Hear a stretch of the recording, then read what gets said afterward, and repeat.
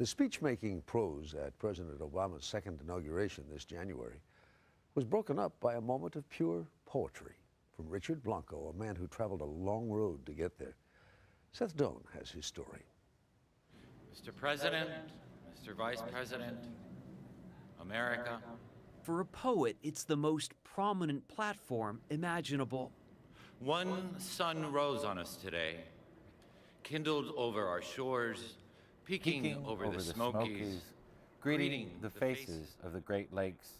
But before he performed President Obama's second inauguration, Richard Blanco practiced here.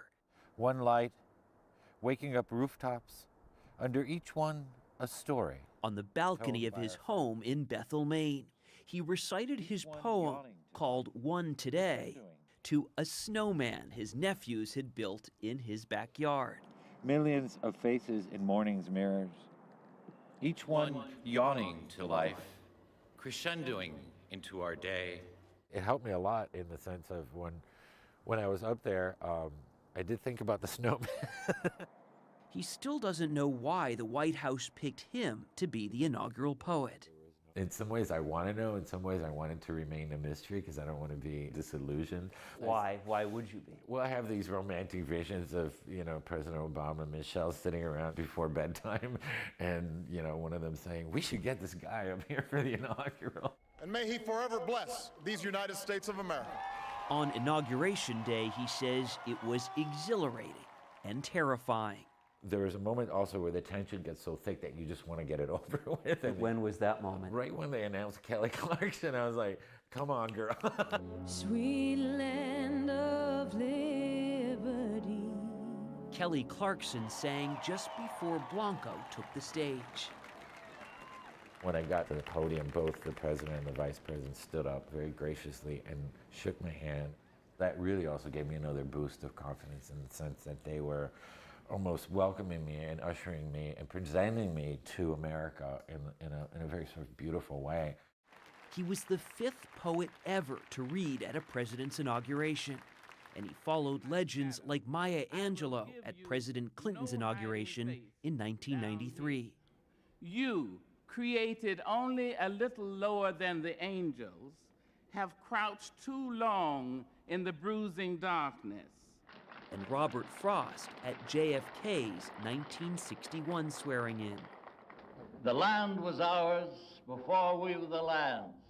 One ground, our ground. Blanco was the youngest, the first Latino, and the first openly gay inaugural poet. I feel like I'm a reflection of the very contemporary America that we're living in. He had just 6 weeks to come up with something. His once serene existence in Maine became anything but, as he worked day and night to craft the perfect poem. At the beginning, you're like, wow, this is really nice, blah, blah, blah. And then the next morning, you're like, I hate that poem. His partner of 12 years, Mark Nauvoo, did what he could. It was such an intense creative time that even just a little noise, could set him off. Yeah. So I was exiled. They moved to Bethel 4 years ago so that Mark, a molecular biologist, could take a job. Richard wrote, worked on the planning board, and felt welcome in the tiny town.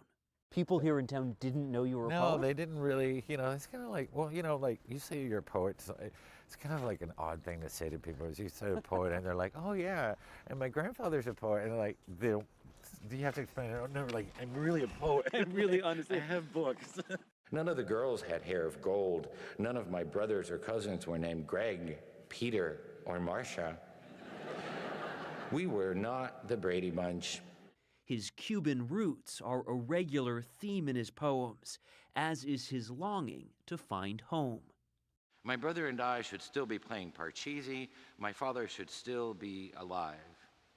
Slow dancing with my mother on the sliding glass balcony of the Golf Motel.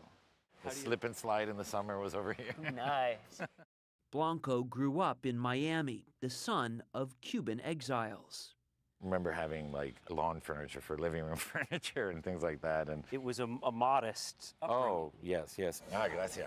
Oh, those are awesome. We met the family at Sergio's Cuban Diner in Miami. So everything involved around food, either you're His brother Carlos, and their mother, Geisa, who got a coveted seat on that inaugural stage.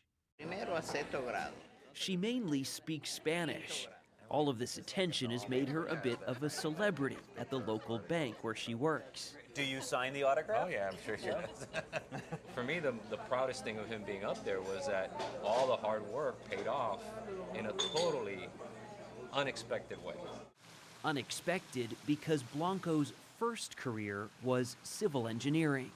All the laying out of the road, of all the curbing, of all the concrete. We visited one of his projects in Dade County. Were you the person who chose how loud that bell is going to be? He sees similarities between his civic design and his poems.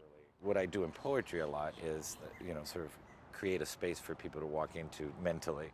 Hope, a new constellation, waiting for us to map it, waiting for us to name it together. He's relishing his moment in the spotlight, and poetry's too.